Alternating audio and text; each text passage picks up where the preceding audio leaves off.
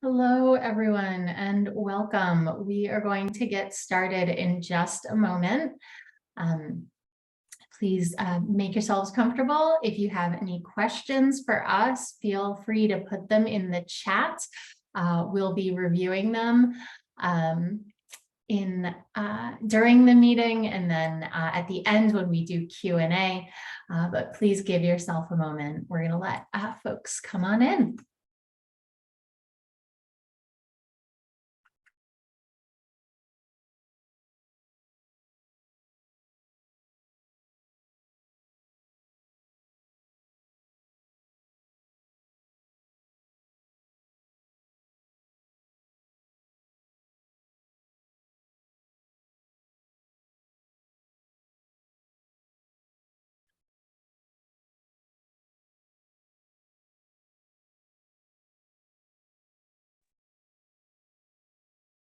So as people make their way in, I think we can get started. We have such a fabulous group of people here.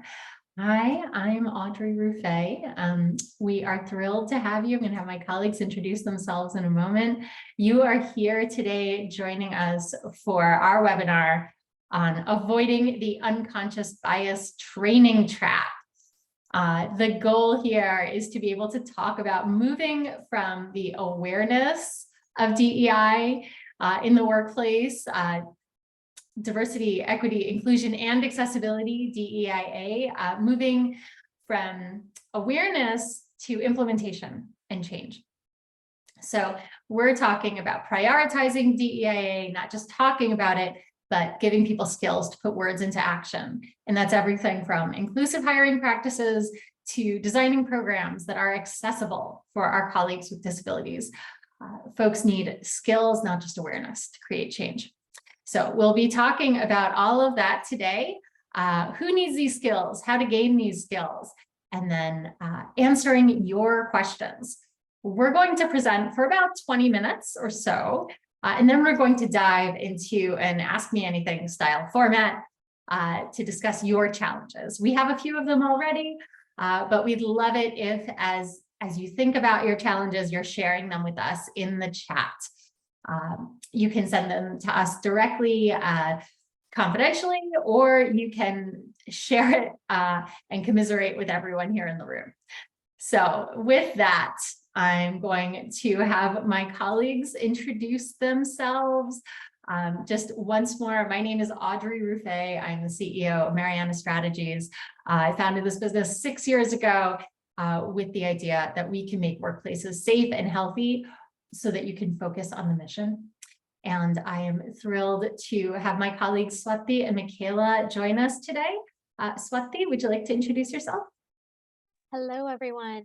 I am Dr. Swati Shrivastava. I am a social psychologist, and I have been consulting with Mariana Strategies for a few years now. I have a background in organizational research, survey design, following the science, the social science of things that work to improve the employee experience.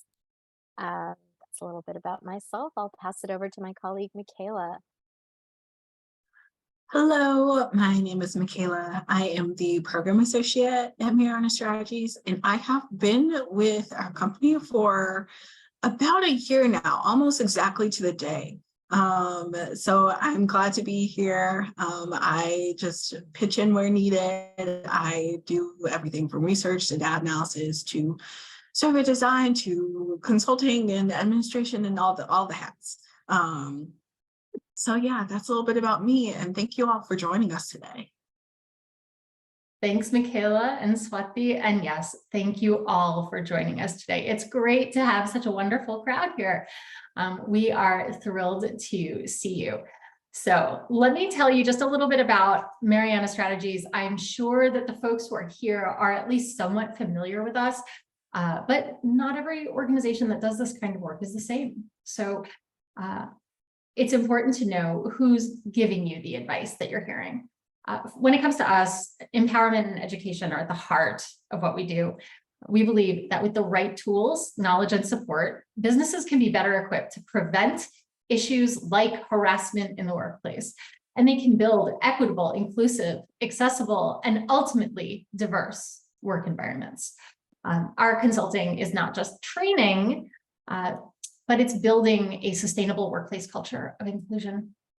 So we suggest generally that when clients are looking at beginning a DEIA journey, that they assess where they are. And our evidence-based assessments look at employee surveys, focus groups, so that we can measure baseline data to identify strengths and opportunities and create tailored action plans, track progress on priority areas for an organization to address. So from there, we're looking at issues like skills and tools that organizations need to be able to implement fully their DEIA goals. So moving from articulating a vision, identifying clear and achievable goals, and advice on how to align those with organizational values. So a lot of what we'll be talking about today focuses on the robust skills building that's really needed for people who are ultimately the ones implementing any change in the workplace, right? So we do need to be thinking about how adults learn, what is convenient for people and adaptable and sticky, right? Things like mandatory one-off half-day trainings don't guarantee skills, especially when we're too busy to hear the content. So what we focus on is providing people with solutions that supports adult workplace learning. And we'll talk more about that later. But our idea here is to meet people where they are so that employees can be ready to engage and focus on what they need to learn. We will be talking more about that, but right now we're going to start with what Swati will focus on, her area of expertise, what works, what doesn't work. Swati? Okay, so what do we mean by the unconscious bias training trap? Unconscious bias training is what we want, right? How is that a trap? Well, hundreds of studies dating back to the 1930s actually show that standalone unconscious bias trainings do not reduce bias. They do not alter behavior or change workplace culture. In fact, as recently as a 2019 meta-analysis of more than 490 studies that involved some 80,000 people, psychologists Patrick Forscher and his colleagues found that yet again, simply acknowledging our biases and talking through the fact that we have biases and why we have biases, it doesn't change biased behavior. And in fact, some studies have revealed that such trainings can even backfire by activating the very biases and stereotypes that we're trying to diffuse. It's like walking into a room and saying, don't think about elephants. In a 2006 review of more than 700 companies, psychologists Caleb, Dobbin, and Kelly showed that after undergoing unconscious bias training, the likelihood that Black men and women would advance in an organization often decreased. Unconscious bias trainings alone fall short because they give people information about their biases, but not strategies to change behavior. Imagine a weight loss program that told participants to step on a scale and then just left it at that. Then take the fact that most short-term educational interventions don't change behaviors for the long haul, because that is just not how learning occurs. Audrey mentioned we know how adults learn, and that's just not it. The research also suggests that unconscious bias trainings can inspire unrealistic confidence in people who participate in those trainings. For example, people might take a training and tell themselves, oh, I've completed the training, I understand the concepts, so now I know that I won't engage in harmful behavior. And finally, many of these trainings are focused on legal compliance, which rather than motivating people to behave better, actually has been shown to increase problems, such as harassment. So where does that leave us? Legally mandated checkbox trainings that provide content that's shown to sometimes increase bias and rarely inspire change. And if If it does, that change is short-lived and there's no accountability. At Mariana Strategies, we've gone a different direction with our work. We follow the social science on evidence-based strategies that actually inspire long-term growth on your DEIA metrics. I'm going to pass it to Michaela to talk a little bit about what does work. So here at Mariana Strategies, we focus on skills building and client engagements that focus on long-term change. We don't just want to give people the information about their biases. We want to equip them to manage them, to mitigate them in the workplace, to change their behavior, and to track their progress so that they are held accountable and so that we are all held accountable for our actions. We can give information that contradicts stereotypes and encourages employees to connect with people whose experiences are different from them. But we also need to equip people with the tools to connect effectively and the tools to engage with each other effectively.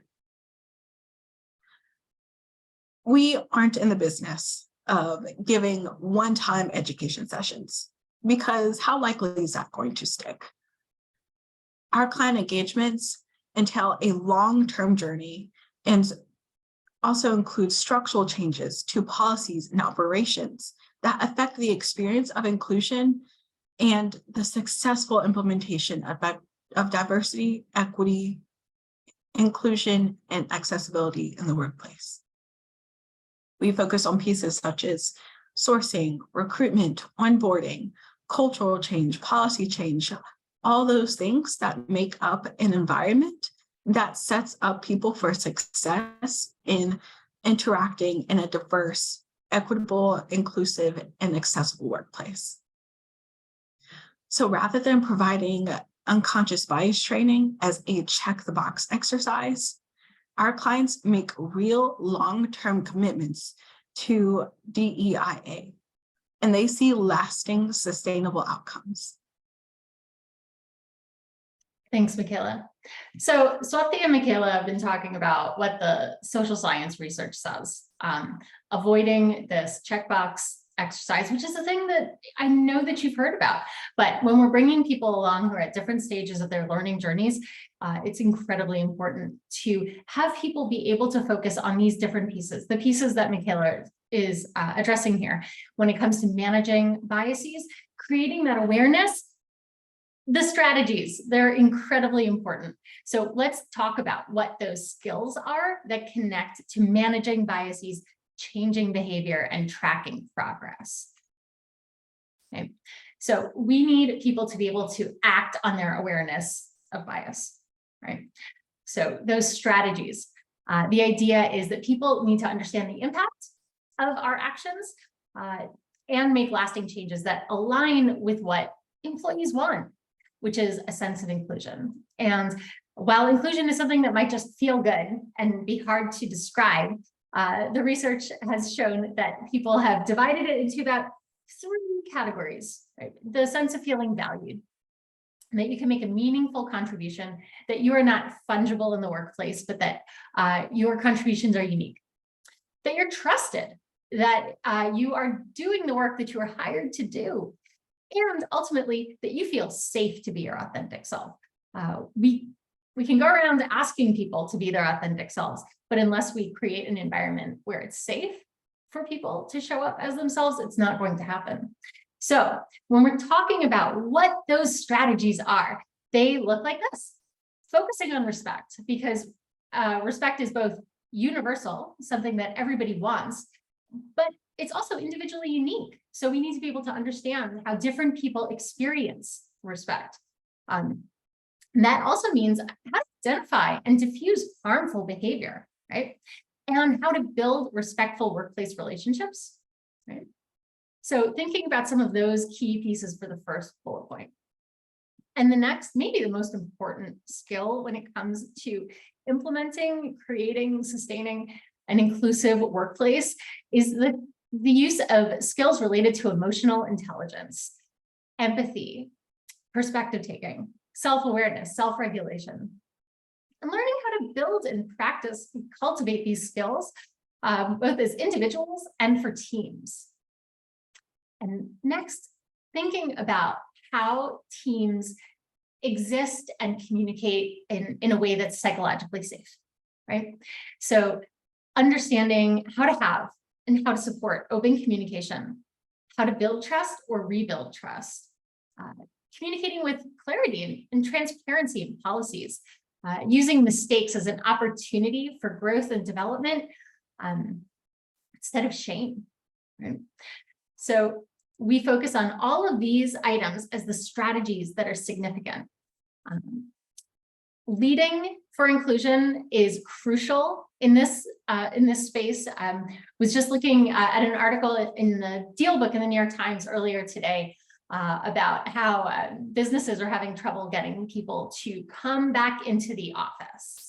And the "because I say so" regime seems to be over, and that's not what communicates to people that they should be returning to an office. So the question became, how do you lead people back to being in a specific space? And that leading for inclusion, there's a clear connection between the two.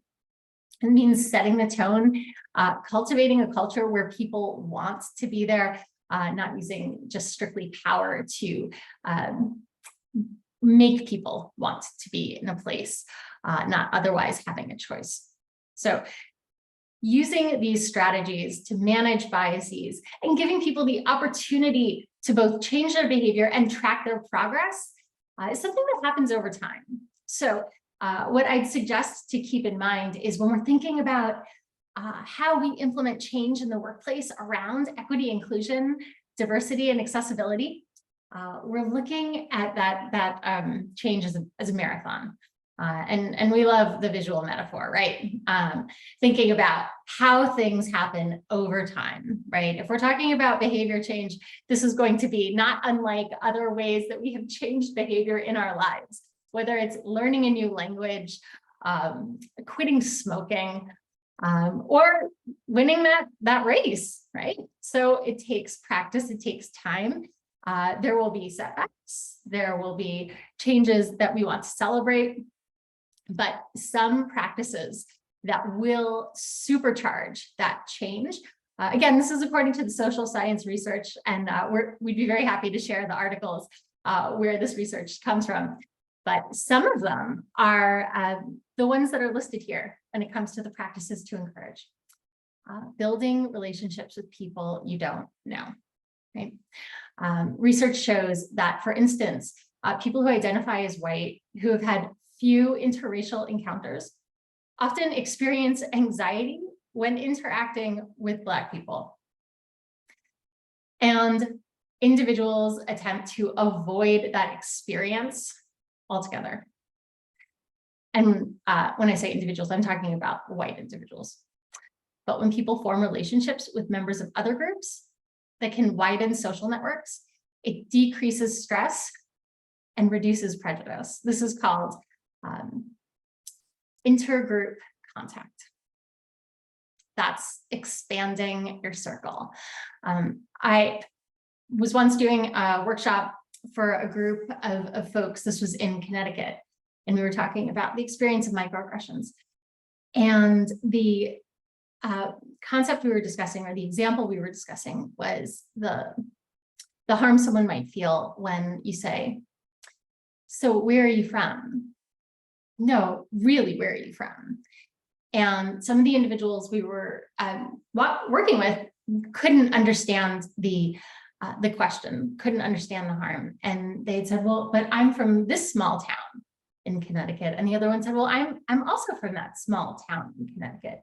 And it was a moment where we could see that failure of perspective taking, that other people might have had an experience that was quite different from the two there. And that is the value of intergroup contact, right? That little things build over time. Whom do I invite to what event? Who gets a stretch assignment to grow in the workplace, right? keeping track of those interactions and having the self-awareness to know that you are attempting to undermine your own biases is a very powerful tool. I am loath to quote South Park in a discussion about diversity, equity, inclusion, and accessibility, but I'm going to do it anyway, because Cartman had a point. When we're talking about making change for ourselves, for our own behaviors, having somebody to keep you accountable can be a very powerful tool. That's the accountability buddy. The idea that someone you trust, someone who's close enough to tell you you're doing something wrong, but who also can tell you with kindness, respect, and who wants to see you grow, is a very powerful partner in change and something that's very useful in the workplace. So if we've talked about the skills we need that are connected to inclusive culture, the kinds of ways that we need to practice, there's still something that without which none of this will happen. This might be the most important thing. In fact, if I were to say, if you don't have this, don't go any further until you get it. It's support from the top of the institution. None of this work will succeed unless there is fully vested support from the top of the institution. It doesn't stick otherwise. Anyone who does work in change management would tell you the same. You should take other approaches, or you're going to make change in small ways on teams, and that's valuable too. But when it comes to truly seeing change, the support must come from the top. Institutions have to support skills building. There have to be policies and procedures that reflect these goals put into practice. For instance, what we value when it comes to performance reviews. Are we continuing to promote people who are rainmakers with terrible behavior? If we are demonstrating what we value, and it is not inclusion or equity in that situation. So things like asking people to participate in employee resource groups, but not giving them a billing code for their time, right? Asking people to do more with less in that situation. That would be a way that policies and procedures either reflect the valuing of equity, inclusion, diversity, and accessibility or not. Finally, there has to be support to track data and be accountable, to make it transparent what you have achieved or not achieved to date, and be able to get input from stakeholders to address these issues. So, because counteracting bias is both a behavior change, an institutional change, and a skills building exercise, we have to give it time. And that's something that we're thrilled to help support our clients with, but also be able to talk through with folks about what some of the challenges are when these things happen. So those are the top points we wanted to cover based on the research, what we're seeing out in the field. If you have one takeaway, it's to avoid doing the one-off workshop and leaving it there. Swati, Michaela, what would you add for that? If you take away one thing today, what would it be? I think this last piece that you just went over is very, very key. Leadership buy-in for sure, but I would say organizational buy-in. Coming into this work with an organizational-wide understanding of the importance of the work, I think is a key piece. Yeah, and I think the point of it's not just about awareness, it's about changing behavior. It's about the skills and the practice of those skills in the workplace so that you can see the change around you happening in you and in others. It's not enough to just say, hey, I have this knowledge, I'm good now. That's never enough. So I love that point. Thank you. So it's time now for your questions. Is that how Peter Sagal puts it? My children make us listen to Wait, Wait, Don't Tell Me. And I just heard Peter Sagal's voice coming out of my mouth there. not what I meant. Anyway, let's hear your questions. We have a few that have been teed up in advance, but we would love to hear what you are grappling with in your organization. I'm going to give you a moment. I see a hand raised. Yetunde. Hi everyone. I'm Yetunde from the Center for Justice Innovation. I really appreciated this. And I did have a question in regards to what you stated in regards to ERGs, for example, employee resource groups, but not having a code to charge that time to when you're being supported by funders, right? And outside resources. How do organizations navigate that? You know, not actually having funding streams dedicated to that work that employees actually need to work well together? That's such a great question, Yetunde. And I too love the Center for Justice Innovation. I would love to crowdsource some of the response to that question. So anyone who has navigated that successfully, please feel free to raise your hand. What I've seen elsewhere has been folks saying that it goes under general operating costs and they bake it into grant proposals as something that they need. But at the same time, they're hearing from funders that this is a priority and funders are asking, what are you doing on this? So that door is open to say, this is a cost we have to bear. We can't manufacture additional full-time employees or percentages of their role to do this work without paying them to do it because it is so valuable.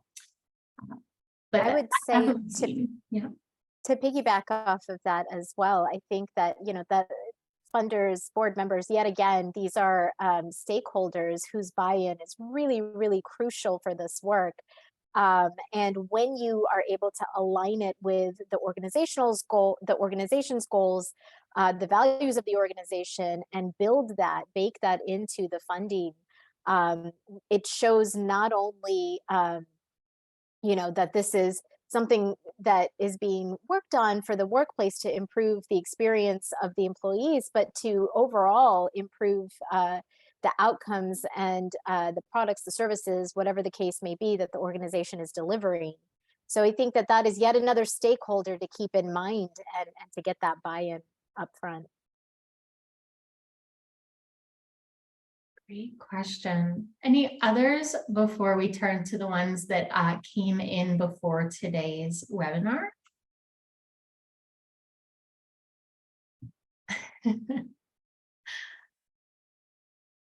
Lindsay? Hey, sorry, absolutely, I meant to clap, but I meant to raise my hand as well. Sorry, I'm not turning my video on right now, but my question, I'm Lindsay Jones-Renaud from consulting practice called Sonora, and I'm curious, what exactly is unconscious bias training? How do you define that when you're using that term?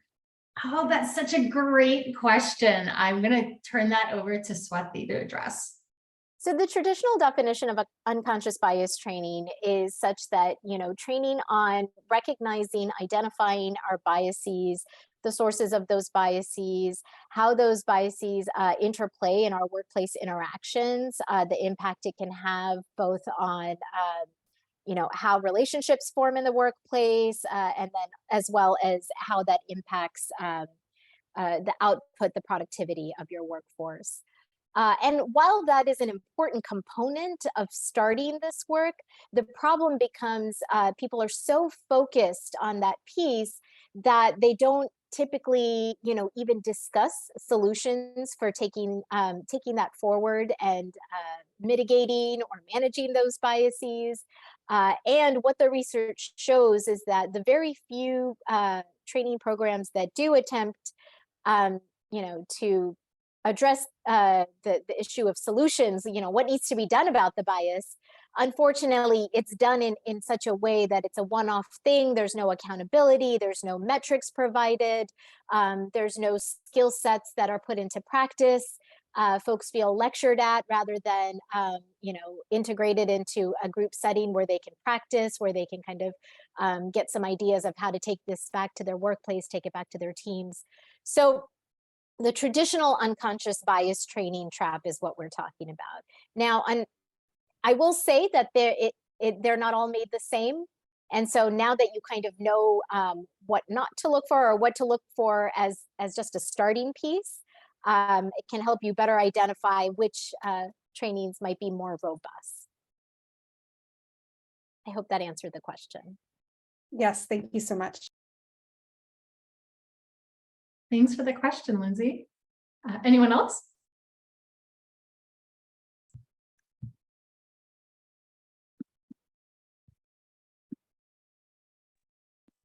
I'm going to pull up for us what the questions are that came in before. So looking at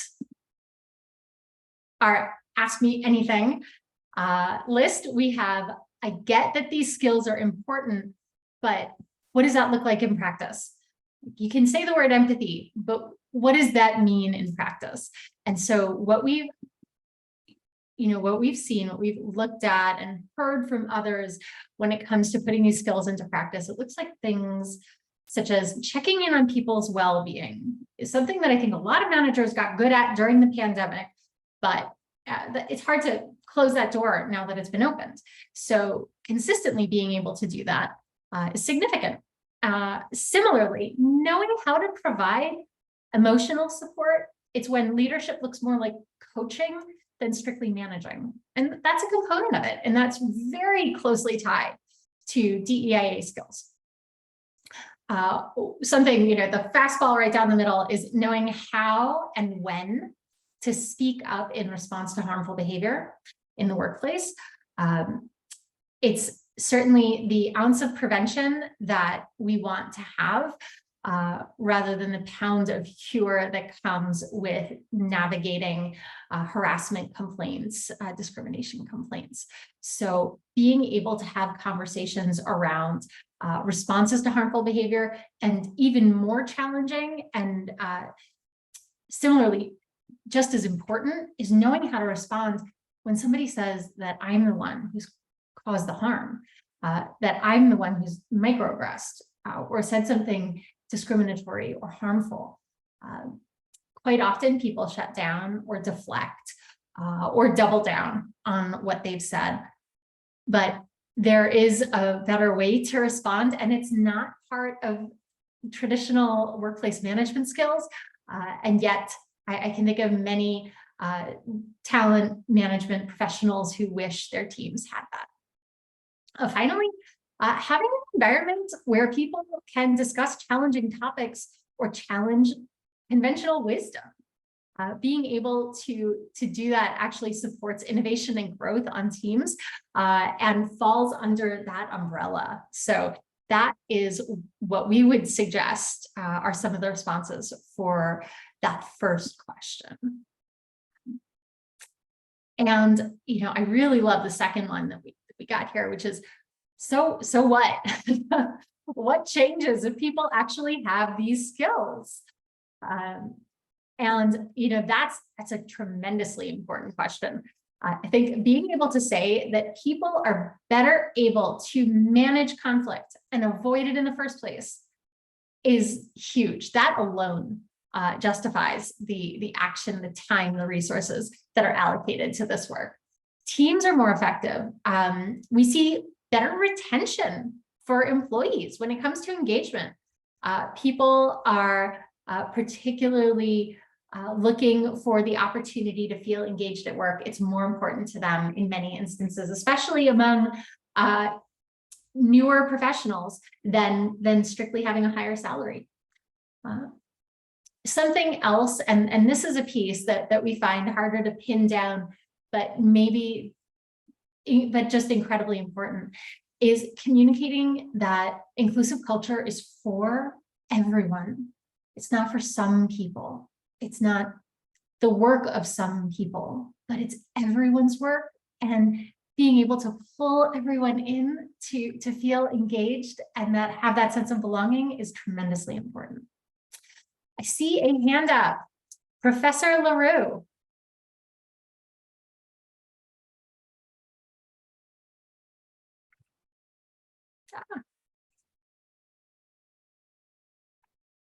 There we are. I am.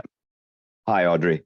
For those of whom I have not met, my name is Homer LaRue, and I am the past president of the National Academy of Arbitrators, and Mariana Strategies worked with my organization to create its first DEIB strategic plan in the 76 years that it's existed.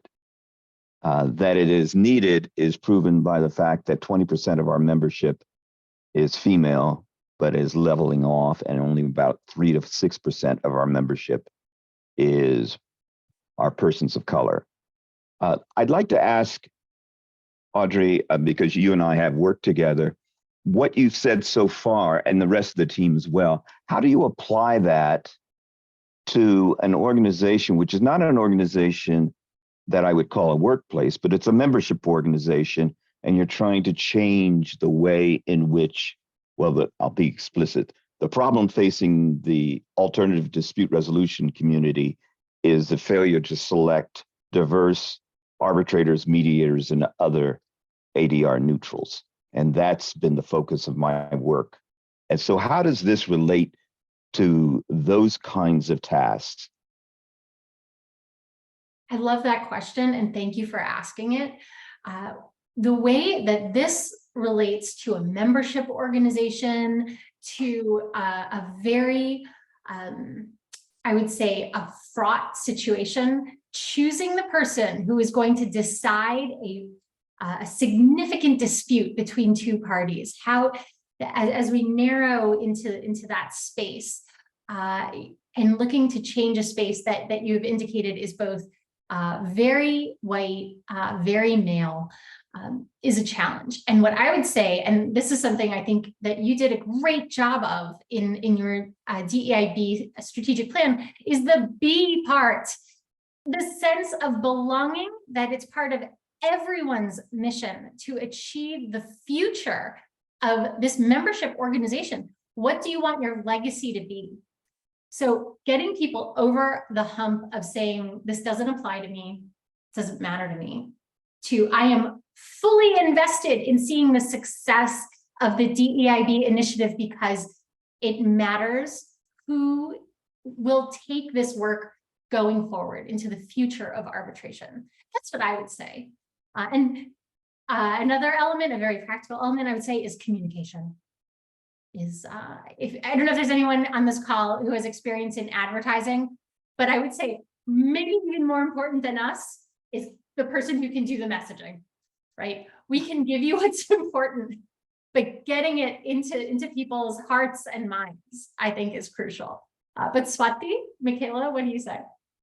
Yeah, I have a few pieces I would add to that. I think that's a terrific question that actually just leads into this concept of buy-in in general. And one of the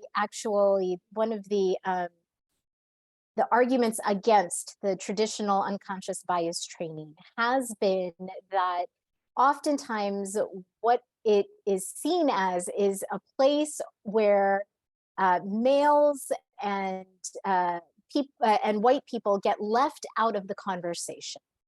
And this concept that inclusion is for everyone and therefore needs to have everyone's input is very, very important. Now, another piece here that the social science reveals is that it's actually much easier to change behaviors than it is to change minds. And when you have an organization that has, as you said, 76 years, and you just had your first, strategic plan in place now for DEIB, that's a step, that's an actual behavioral change step that's actually going to lead a lot more changing of the mind than you think. And what I would say is that a lot of these skill sets are actually, they're professional development skill sets. They apply not just in your traditional workplace, but they apply in membership organizations. They apply even in your personal lives. They're also personal development skill sets, particularly emotional intelligence. We talk a lot about that in our trainings themselves, where we talk about how these skills are so transferable. And after all, aren't relationships the bottom line in every interaction that we have, whether that's a workplace or whether that's personal or whether that's an organization? And then another piece that I would say is very, very important here is that when you talk about the universal applicability of some of these ideas, this concept of inclusion, it's not, as we mentioned, it's not something that is, specific to females. It's not something that's specific to people of color. Everybody wants to feel included and like they belong when they come to the workplace. And when you focus on those universal elements, that's when you get a lot more of the buy-in. You get a lot more people saying, oh, okay, yes, I can identify with this. I can work towards this because I can identify with this. And the very, very last piece that I would add here is that one of the most important components, I think, in organizations where you have a history of some of these more long-standing traditional mindsets is when you make people responsible for championing some of these ideas, they themselves become, as Audrey mentioned, the marketers, the people who are actually saying, oh, now that I see the relevance and the importance of this concept, I'm going to be the one that advertises the importance of this, the necessity for this work in our organization. So those are just a few other pieces where we would, kind of tie in how this is really important to get that stakeholder input and buy-in right up front. May I take it one more question? As Audrey knows, one of the issues that we face in my organization is the perception that as women, persons of color, get appointed arbitrators and mediators, then traditional old white men don't get appointed. That's an economic fear, whether it's real or not. It's a real fear that they have, that it's a sum zero game. So how do we maneuver that? I think we have to face it head on, right? We need to talk about what the future looks like, and essentially that, we're not serving the communities we seek to serve by continuing to represent an old version of what power looked like. So looking at what legitimacy means when it comes to individuals who exercise power. And as we know from the research, diversity brings better outcomes, better critical thinking skills, just better collaboration when it comes to decision making. And that's a powerful argument that everyone can learn from this experience. It's going to be a challenge. And I think that we want to be able to talk about that and not pretend that people's fears are not real, but it's something that does need to be addressed. Yeah, I would agree with that. And I think getting those fears out first and foremost, talking to those people, because again, these are the people whose buy-in is probably most important and most key in moving this work forward. And sometimes that's true for all of us, right? The things that we fear the most, when we hear ourselves say them out loud, getting not only their input as to what the fears are, maybe getting their input as to how they think some of this work should be pushed forward. It's all about managing that conflict, as Audrey said, taking it head on, and pushing that needle forward together. It's a long game. It's not going to happen quickly. Thank you. Thanks for those great questions. I know there are no small questions in these discussions, and these are the problems of generations in workplaces. Where something that we really care deeply about is being able to have hard conversations and to see what changes when we have them. How incredibly valuable that is. Other questions? These are so fabulous.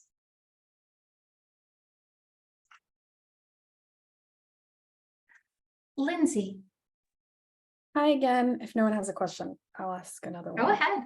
I wanted to ask about what's the like latest thinking around bystander intervention and what like the research says around that. Audrey, you know that through my consulting practice, we tried to do this training around thinking beyond bystander intervention, and we weren't able to get it off the ground, and so I haven't really done much around that since, but because I know, you know, around Me Too, there was really a lot of talk about bystander intervention, but don't hear much about it now. But I'm also not in the space the way you all are. So I'm just curious to hear how that fits into all of this, and the work that you're doing and what the research says and whatnot.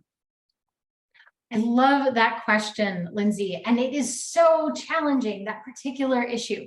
So you and I both being in the same space, thinking about this, grappling with this. We remember in 2016, the Equal Employment Opportunity Commission's special project looking at harassment in the workplace and preventative measures said that bystander intervention was a very promising practice, far more promising than the trainings to prevent harassment that were really just trainings to prevent liability. And that took us a little bit of the way, and that the research is slow going. I'd say that you are far more on the cutting edge of what practices are worthwhile. One thing that we find to be incredibly important is it's hard to call it bystander intervention when what we're looking at is, and the way that what we see in research and what matters is having a culture where people are safe to speak up. So tying that behavior of speaking up as a bystander to creating the environment where you will not be penalized for speaking up. So tying together psychological safety with communicating about things that are harm causing. Similarly, creating shared norms that speaking up is okay and that microaggressions are not.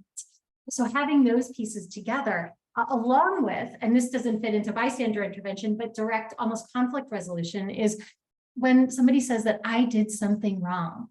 You know, the traditional mode and the research around bystander intervention looks at preventing sexual assault on college campuses, right? People you may not see again. When we're talking about, have I said something harmful to you and you're my colleague, we're going to see each other tomorrow morning, and we need to be able to navigate that relationship. So that is much more in depth, does not have the snappy label of bystander intervention, but really goes into the relationship management and workplace. I love that question. Not an easy one to answer though. Thank you. I'm over here nodding my head. That was really fascinating. Thank you. Sorry, my video's not off, but thank you.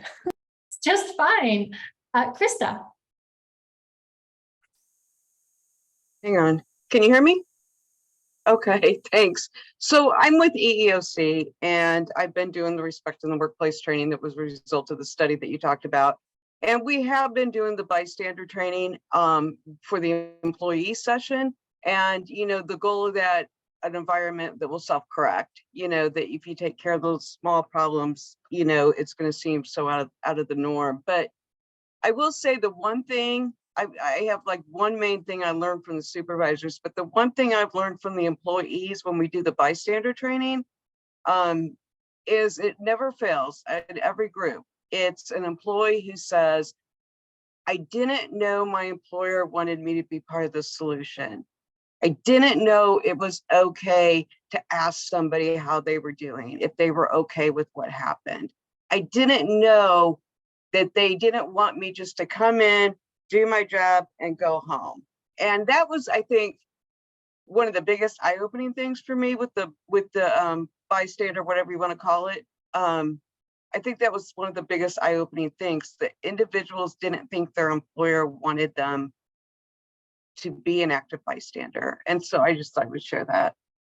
Thank you so much for sharing that. Krista, you also mentioned that there were things that you learned in the conversation with supervisors in the trainings that you're doing. Would you be willing? Yeah, with supervisors, I start off in the beginning doing exactly what you do, getting the buy-in. Why do you care about this? Are we back in kindergarten, and why are we doing this? And, I think one of the most effective ways is just showing the research of how a respectful work environment is associated with all these positive metrics. And that is their job. And so having a respectful work environment is their job too. So I kind of do it that way, but I'll say from the managers and supervisors, almost every company, and I've done respect in the workplace, I don't even know how many times now.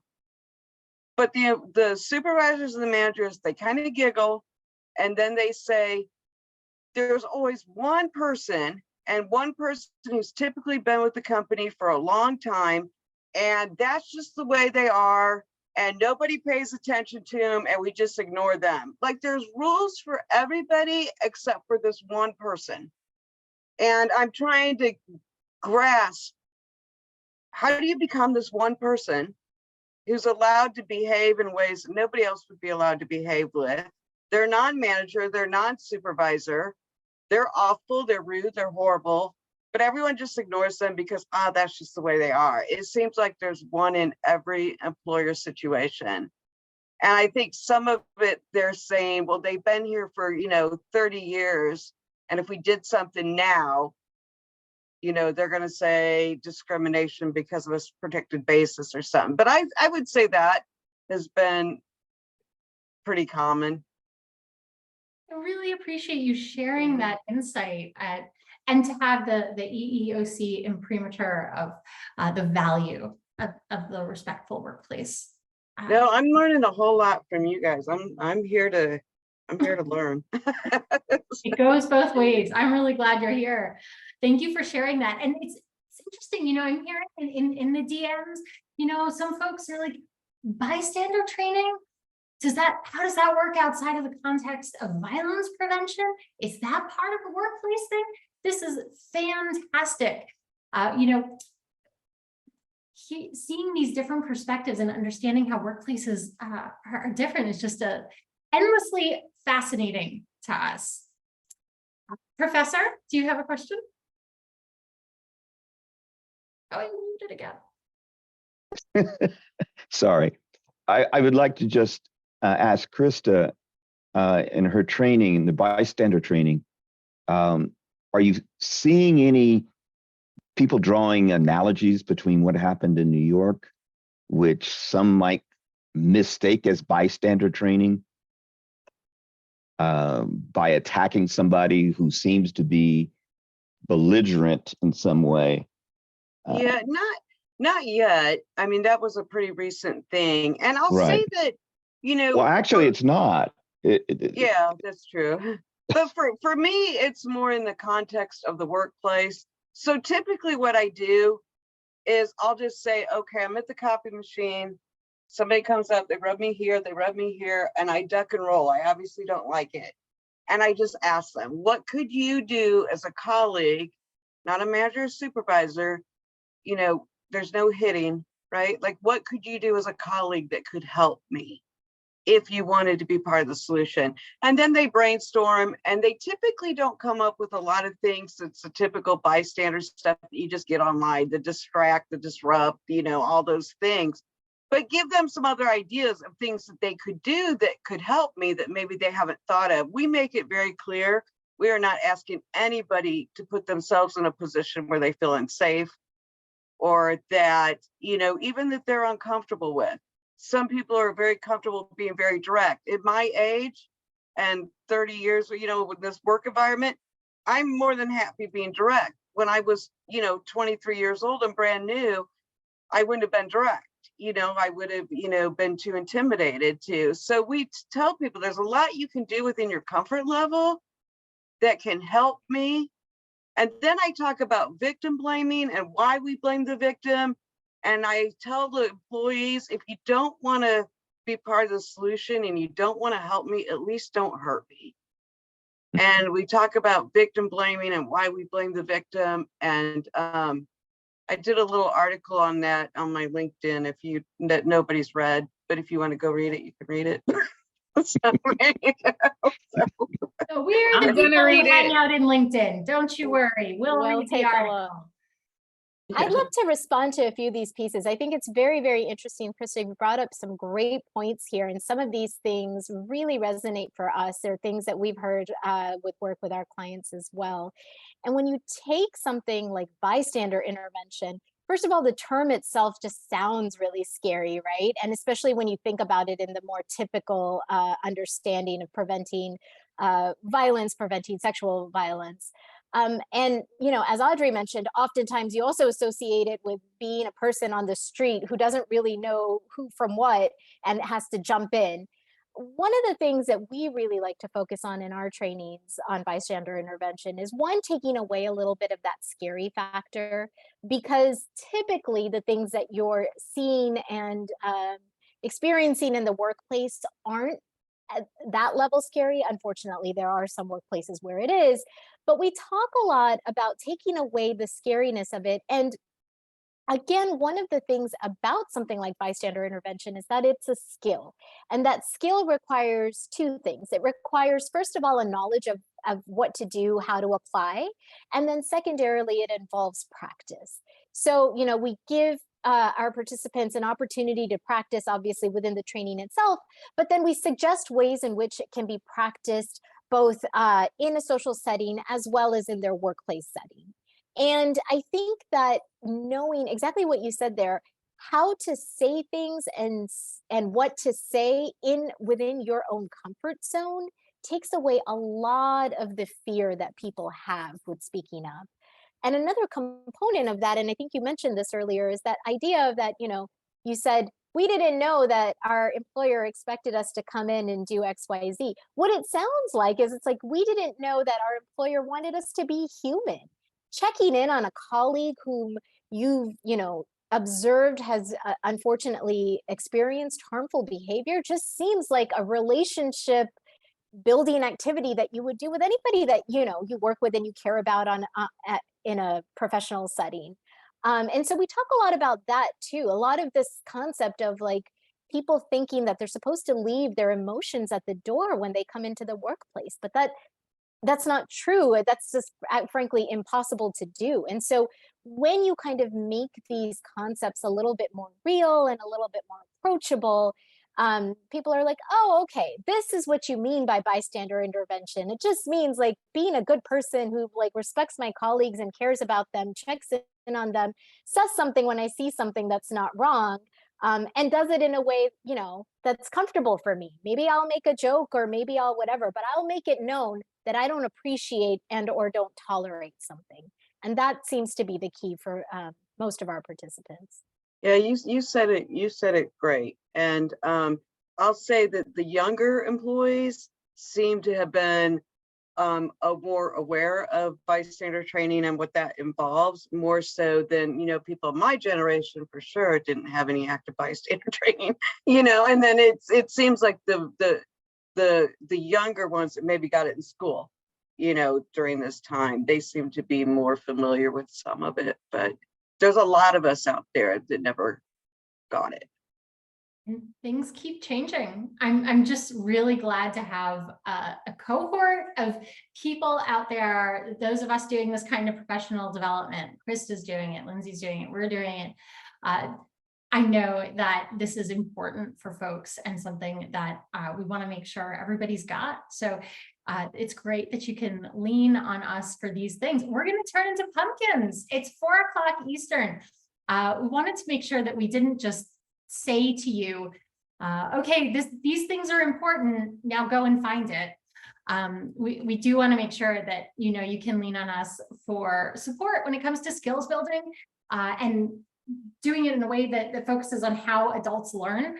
So I just want to share very briefly that for us, the training that you're hearing about, these are not one-time activities, long-term journey of building the skills that are needed to create and sustain workplaces that really champion DEIA. So we follow the science of how adults actually learn. That's our Live Plus Learning program. It's a professional development program that blends the best of online microlearning with live discussions, reinforcing learning through reflection, post-learning nudges, and enabling learners to track their progress over time. And if you're a manager, you can track their progress over time. Being able to see how people learn and develop skills on all of these crucial topics. So we're going to send an email afterwards with a link to this recording and a discount code for our Live Plus program and our calendar, so you can set up a time to talk about these things with us, any of us. this is how you can reach us and our locations. Should you be in any of these major metropolitan areas, we would love to connect with you. We are so thrilled that you came to chat today. Any parting words, Swati, Michaela? Not for me. It was lovely to chat with all of you. Check us out. Check out our website. We hope to hear from you soon. Yep, I co-sign. Thanks, everyone. Have a great day.